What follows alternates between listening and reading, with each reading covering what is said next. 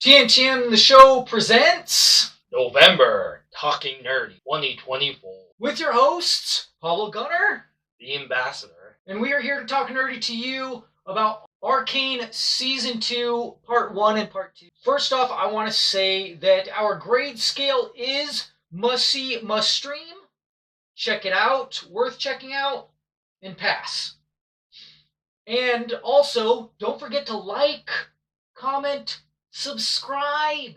Then we're going to go over our merch for December, our charity of the month for December. I will do some shout outs.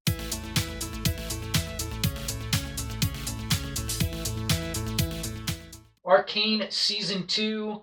Now, I was only able to watch Part 1 and Part 2. I'm not going to spoil the last part. This may change my view of it. I intend on seeing the last part. I just haven't been able to. Yeah, it's Arcane. It's League of Legends spin-off, and it picks up kind of where it left off. It's a well-done show, even like from the first season. It's a well-done show. It looks phenomenal. Not a big fan of the intro music, Imagine Dragons, but if you are, then you'll love it. Some people think it's the greatest intro ever. This season, they kind of do like, they have that as like a mini intro, but then they have like another part. The intro is the episode later, but it's other music. It's different music, but it almost feels like a music video. Like in every single episode, like they seem like they have like almost a music video intro segment, and it's weird. Sometimes it works, sometimes it doesn't. It's just like you're like, what am I watching? Am I watching a show? Am I watching a music video? It's just weird. I will say this too, is I kind of hate the main character, which is Jinx. She was Powder, but then she becomes Jinx, which is kind of like this Harley Quinn Joker character. I hate it because like there's so many women that just like champion her. Like they're like, oh, I love her. And it's like, you just love crazy bees. I don't get it. Toys. What? But they did something in this season where and that's how she ended the previous season. You know, like she was kind of made into this crazy person because a lot of bad stuff happened to her. Whereas her sister, yeah, a lot of bad stuff happened to her too, but she didn't become a crazy person. I mean, not the same things happened, but still. In this one, they do something interesting with her character, really well done. It made her a character that I disliked and hated to one that's almost redeemed. They build her up to be almost like this revolutionary icon, right? Because you have like the rich people that are in the high up city that's nice and clean and beautiful up there, and then you have everybody else that's like at the bottom of the city and it's dirty and grimy and the dregs, and then there's this constant turf war going on, and they go like, hey, we should all just join up and attack the elites so that we can get what they have. They've been keeping us down here and keeping us separate for so long. We should stop fighting each other and just join.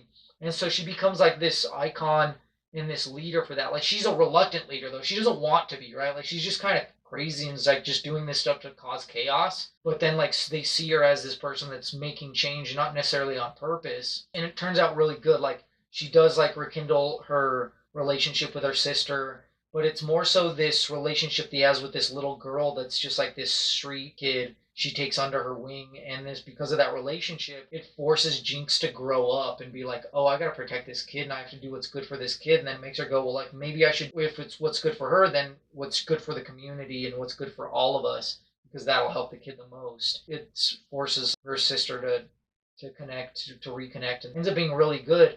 But then on the other part, you have this other character who was like the best character, and he made the most sense. He seemed to be the most logical. And then out of nowhere, he's just crazy and corrupted by this magic or whatever. But it doesn't make sense because they don't explain it, right? Like, he just shows up and he's like, has this magic hammer that shoots this blast. And you're like, that's cool, but why is he going crazy and how is he going crazy? And once again, I hope they explain this in Act 3. I hope they did.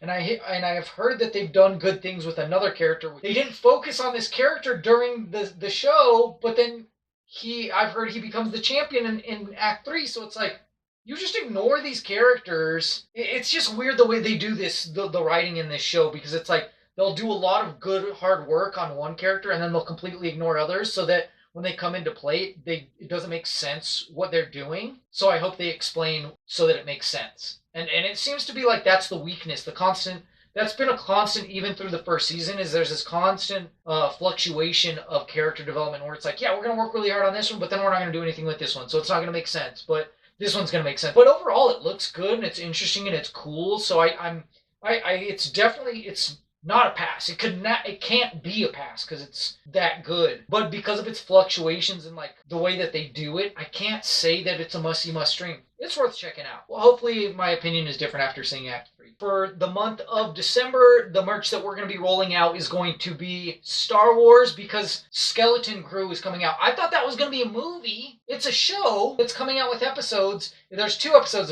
at first, and then they're going to be putting them out weekly. Then we have LOTR because there is, what is it, the War of Rohirrim. That is coming out, and that's why we're going to roll out our LOTR merch. Of course, we're going to roll out Sonic merch. We're going to roll out some new merch because it's Sonic 3 with Shadow. Always is Doctor Who for like Christmas. You're going to have those Christmas episodes. So we're going to roll probably some Doctor Who towards the end of the month. And then our charity of the month is going to be AMFAR, Ending the AIDS Epidemic through research because it is HIV/AIDS Awareness Month. We're going to move on to our shout-outs.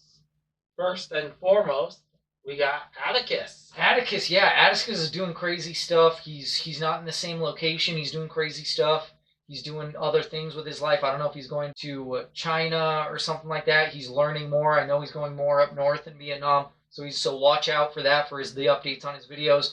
It looks cool. It looks interesting. It looks awesome. We have MK Wizard. Yes, the always opinionated MK Wizard throwing out her opinions on the new Master at Arms He-Man, the He-Man movie.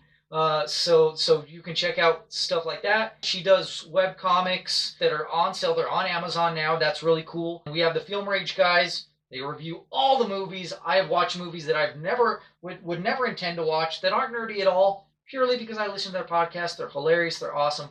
They're cool, fun guys. Check them out. Pesky Gremlins as well. They are also web comics we're in connection with on X and are funny and cute. Check them out. And then Semi-Skeptic Pod, they help us out too, as well as Watch It Pod. So check them all out. That's it for us here. Talk Nerdy to Me. Stay nerdy, Planet Earth.